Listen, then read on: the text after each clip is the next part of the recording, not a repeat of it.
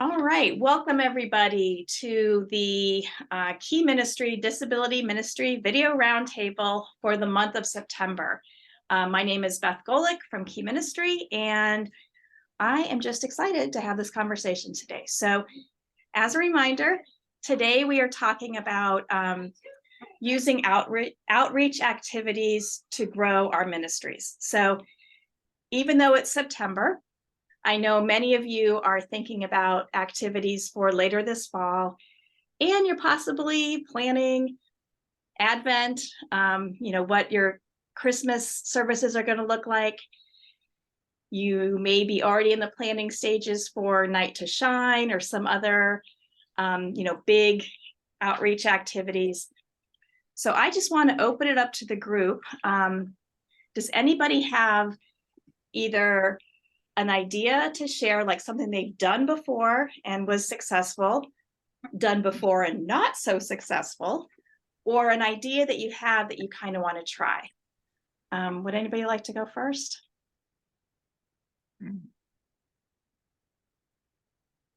Yes, Amy. So we put on a choirs and carols concert every year. And generally I have maybe 10 wheelchair group homes that come. But this year I asked them to hold back maybe like 100 tickets. And I'm going to send out an invite to everybody that came to our Jesus Prom in August and see if we can't get them to come to the choirs and carols concert.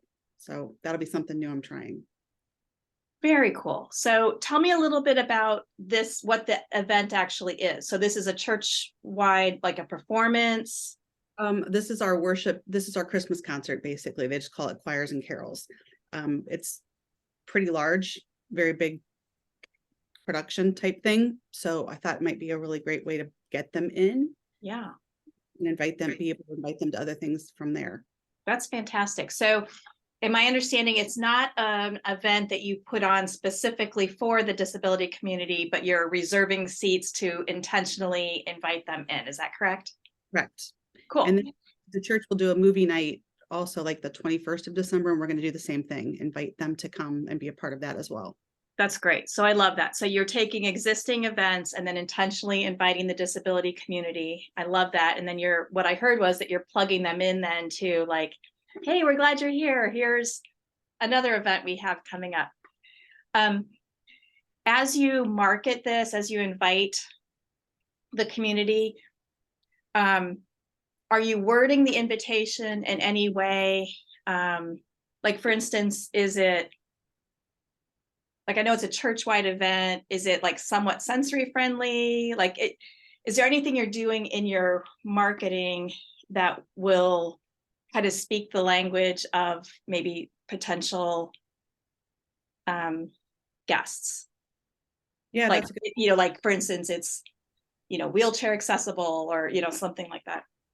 I haven't started the invitations yet, but that's definitely something that will be added to it. I mean, what I'm doing is like, you came to Jesus Prom, now we're inviting you to XYZ, but yes, absolutely. We'll have areas, sensory, headphones. They usually pull out like the 3, take out the pews. Like they'll take out like 1 row of pews so that the wheelchairs can fit. So that'll definitely be added. I never thought about it. I love that. Very cool. Thank you, Amy, for sharing. Does anybody have questions for Amy, or is anybody doing something similar where you're inviting the community into already existing church-wide events?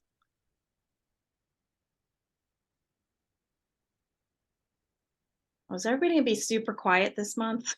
Oh, good. Allison. Oops, apologies for being late and diving in.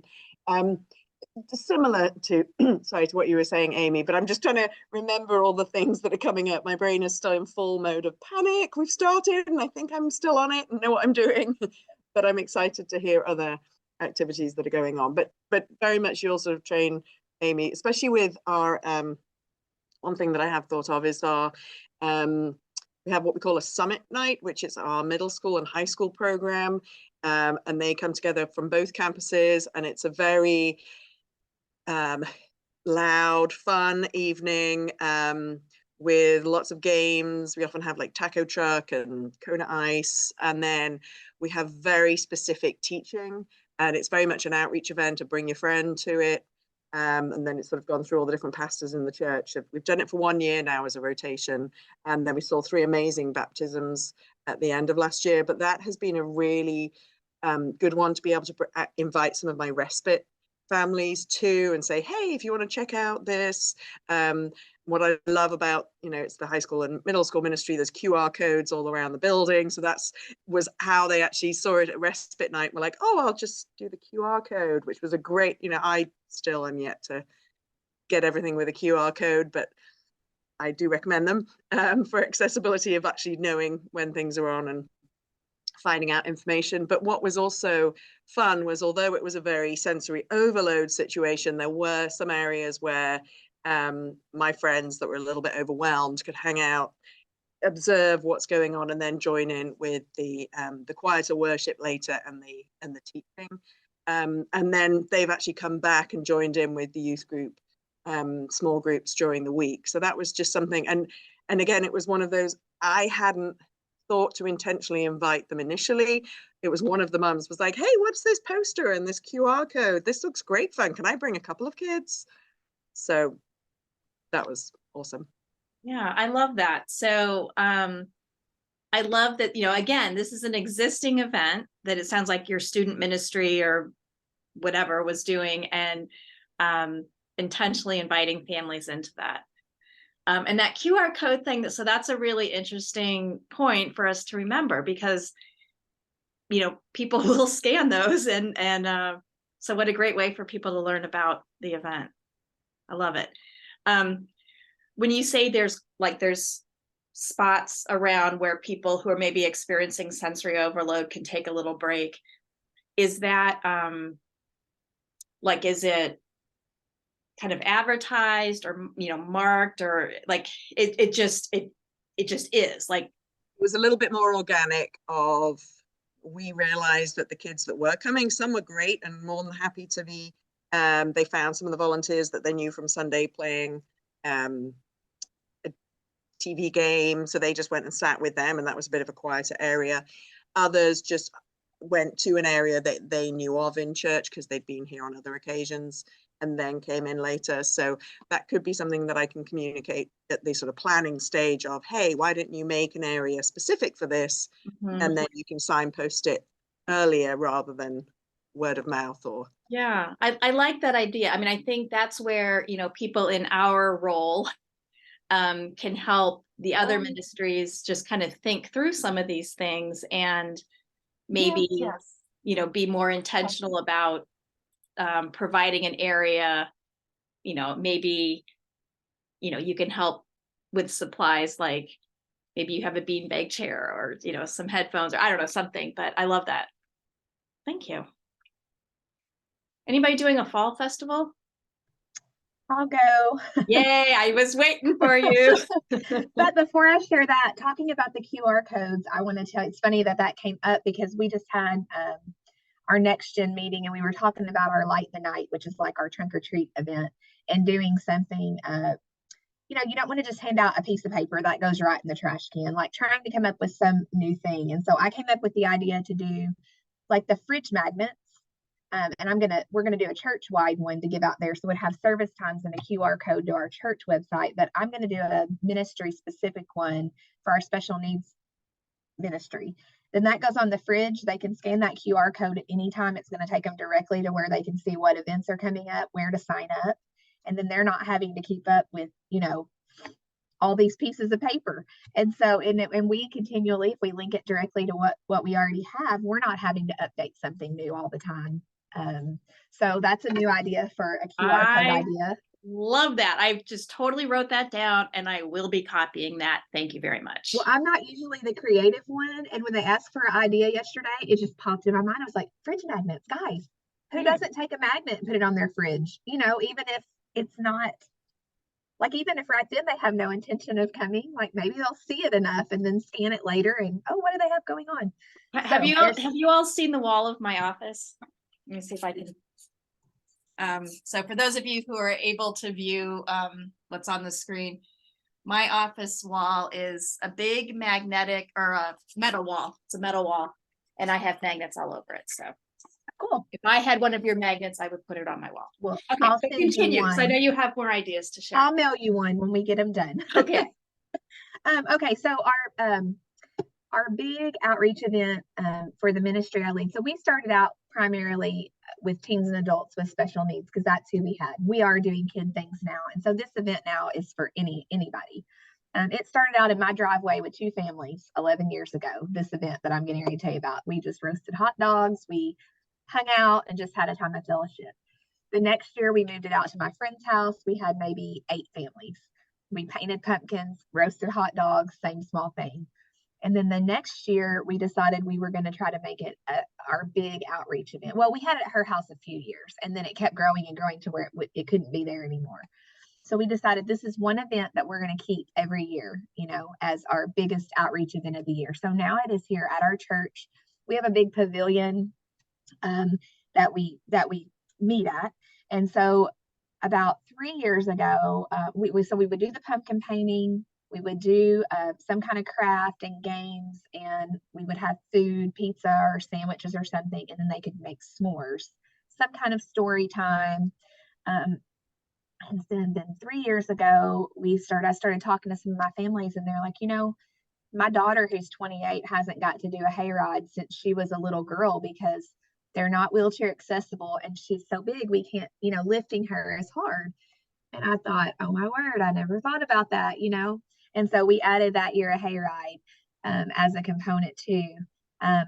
So last year we had about 200 people at this event. So we've gone from just a few families in my driveway to now it's a big thing. And kind of the way we structure that, they pre-register. I have them divided into groups. So they check in when they get here, they get a bag. It has their group color, their schedule for the evening. And then we do 4 station rotations. So this year that's the pumpkin painting is one, and we provide everything. Everything's free. They don't spend anything to come.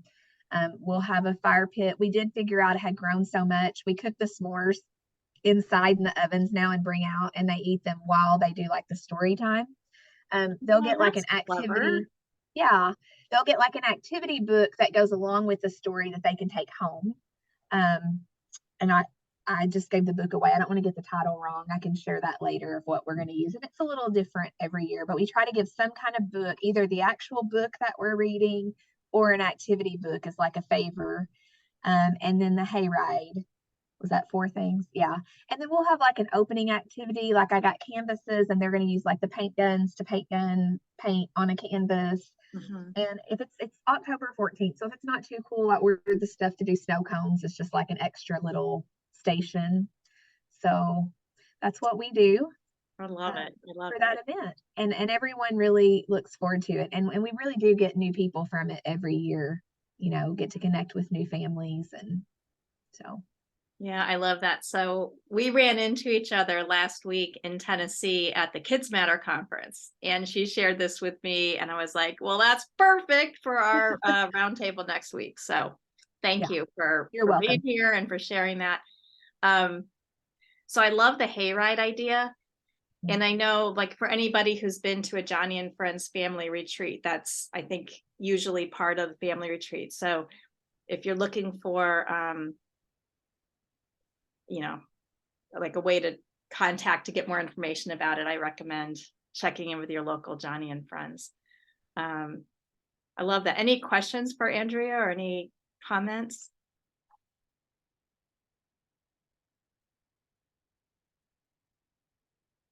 Oh, it's such a quiet group today. All right. How about Christmas? Does anybody have anything? Well, Amy shared an invitation that she's putting out there, but any other ideas?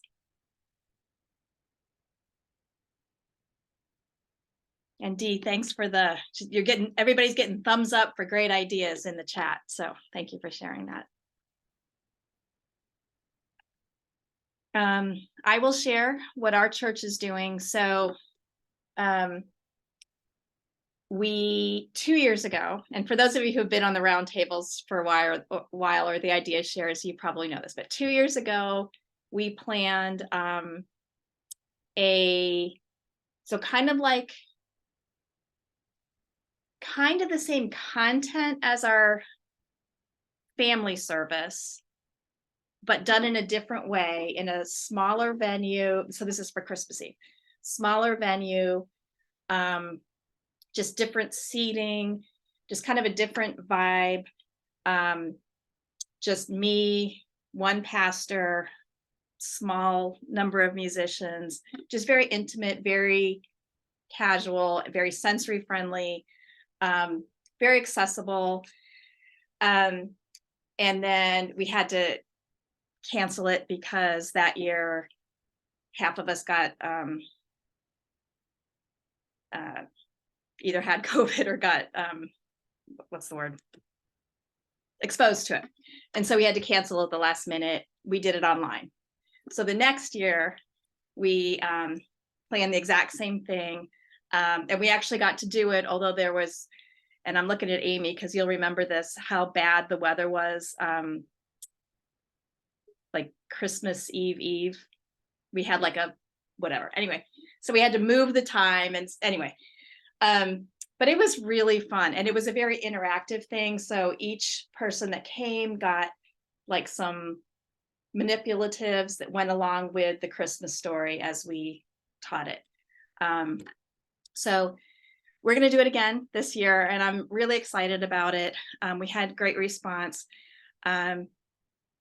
So just kind of it's like very low key, and it's, so there's like a little teaching portion with, with the manipulative. There's the scripture that goes along with it, and then there's a song in response. And so we do that like 5 different times. We have a visual schedule that goes along with it. It's just, we set the expectation that everyone is welcome, and if you need to walk around, lie down, like it's all good. And it was a beautiful, beautiful time of worship, and we're excited to do that again. So, anybody else do anything for Christmas during the Advent season? How are we specifically including our families with disabilities?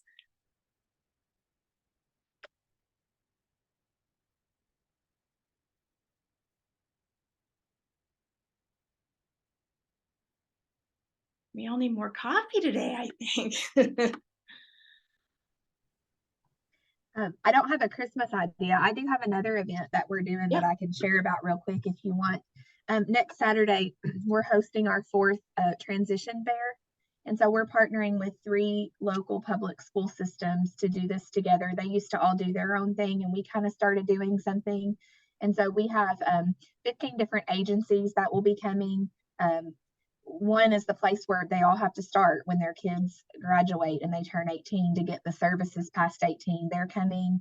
And then our local case management people are coming. We'll have all the different day hab programs, social program, like our horse therapy, racing teams, Special Olympics. Of course, we'll be here. Barnabas Prep. We'll have all those booths.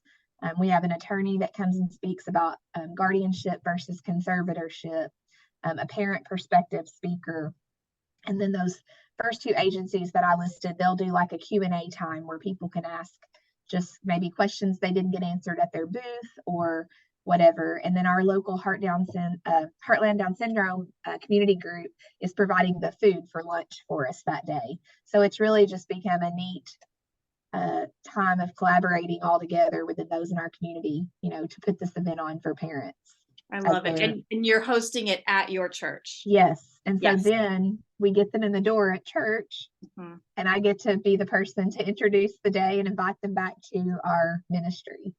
I love it. Yeah. So Andrea brought up a really important point. Like for those of us whose church is in like a permanent building, we have these facilities, and by offering them to the community to host events such as this, you're bringing people into your building. And so Andrea, tell us where you're located, please. We're in Cape Girardeau, Missouri. We're about 2 hours south of St. Louis, a couple hours north of Memphis, Tennessee. So kind of the Boot Hill of Missouri. area. Okay. And the other thing that happens is it's allowed me to build some really close relationships with those functional SPED teachers. And so like, I'm going to go into one of their classrooms and do a little music program because I used to, it just opens other doors whenever we do these things. Yes. So Dee loves how you're partnering with Special Olympics, and I know she's got a good, she has a reason for saying that. That's awesome. I want to answer something in the chat, and then Beth, maybe you had your hand raised, but so the question was, what is manipulative, when I was talking about our Christmas Eve service. So what I meant by that was, so we give each person a little bag, and so for instance, when we talk about the Christmas story starts way before the birth of Jesus. It starts with creation. So they reach into their bag and they pull out a squishy ball that looks like the earth. And so as I'm talking about creation, they can, squish the ball. And so I'm just talking about like little things they can do with their hands. We give them a scarf. And so when we talk about Mary, they can put it on their head, and then we can use the scarf during worship. So that's what I meant by manipulative. I can't say it, but manipulative. All right, Beth, did you have something to share? A couple of great news things. We finally hired an accessible and inclusion ministry coordinator.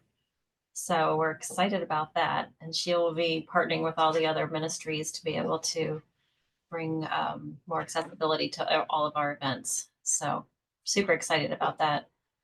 Also this year, we are offering work experience with the four high schools. So we're doing on-site work experience with 4 different high schools. So that's pretty exciting. The other thing during Advent, we have a Tunes and Treats concert that we advertise as sensory friendly. So we're having that as well. I love it. So wow, congratulations that your church has an accessibility and inclusion coordinator. I just love the idea that all the different ministries are then getting help, but taking the needs of our families into account as they plan their event. So that's fantastic. And then tell me, so involving high schools, so I'm glad you brought that up, because as we're reaching into the community, I kind of see that as a couple different things. For one, we're inviting the disability community in, but I also think like involving high schools, like providing opportunities to serve, is huge. I mean, it helps us certainly in our events, but it also, I think, can be, pretty transformational for a high school student.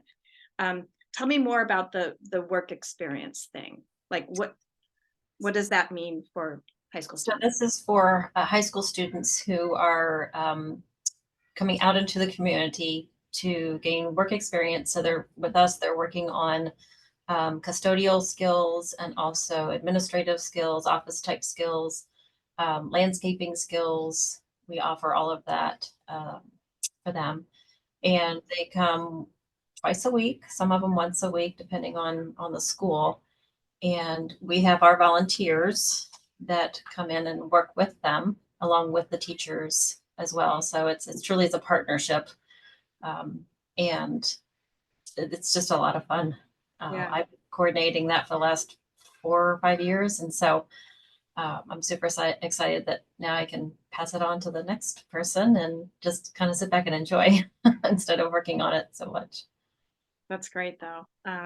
Does anybody else have any examples of how your church has created work opportunities for, maybe high school students or, students who are in like transitional programs?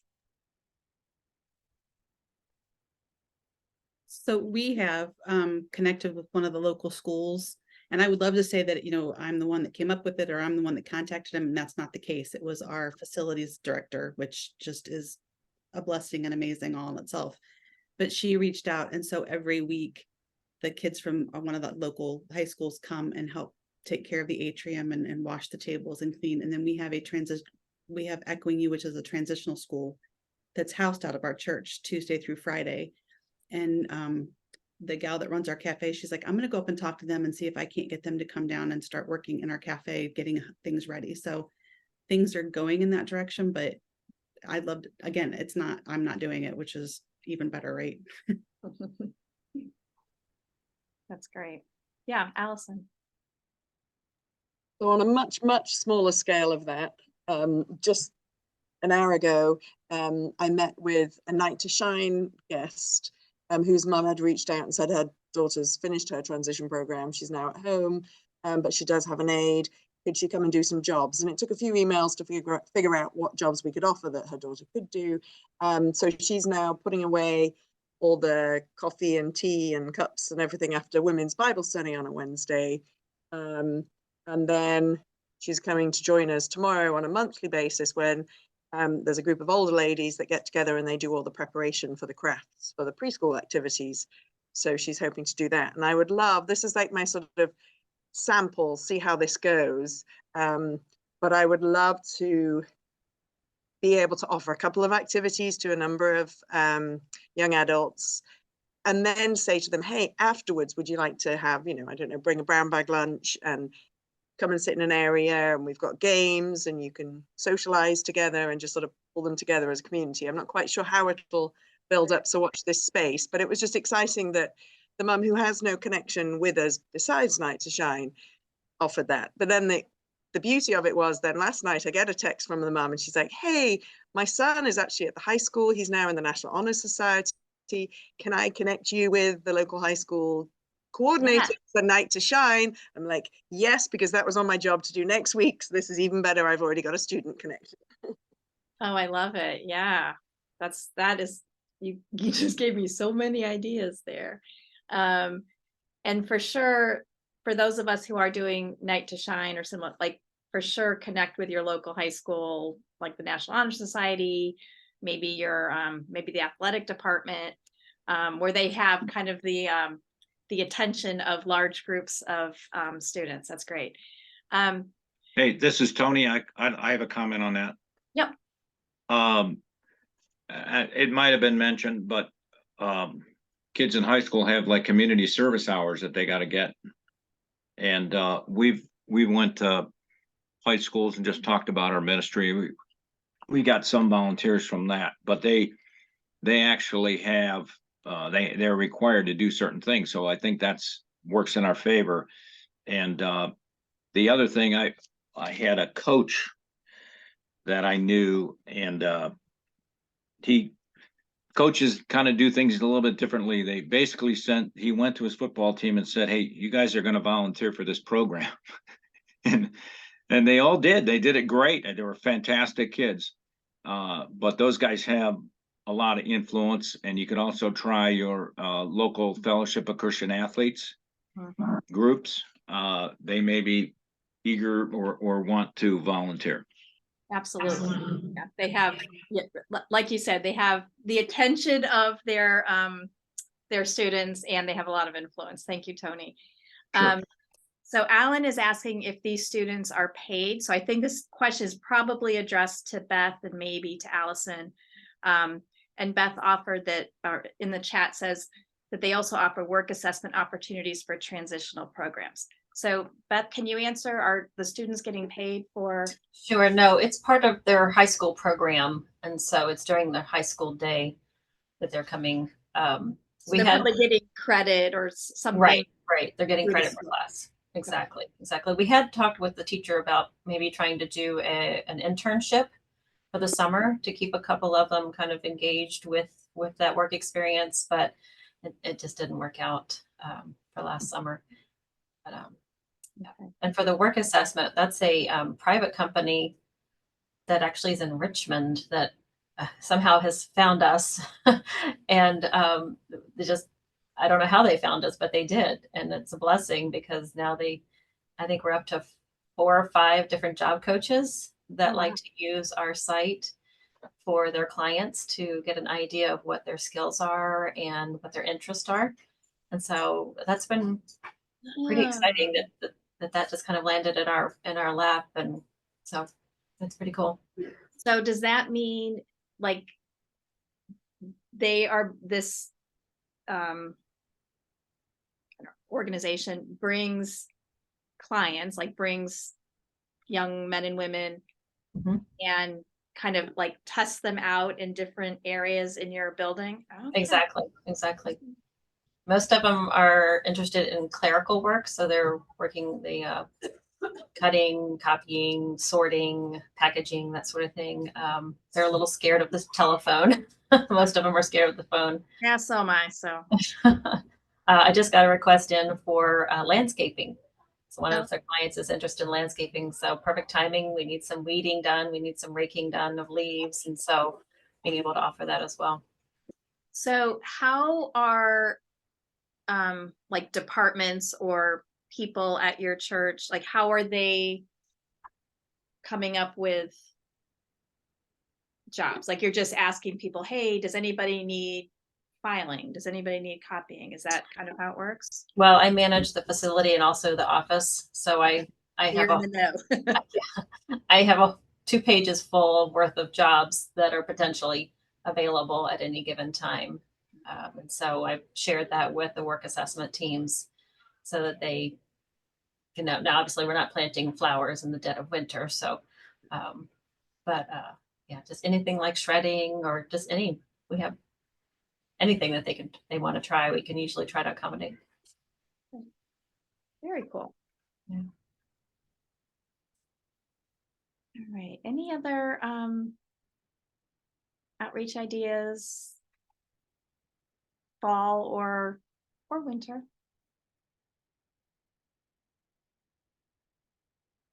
All right. Oh, did somebody? No. Okay.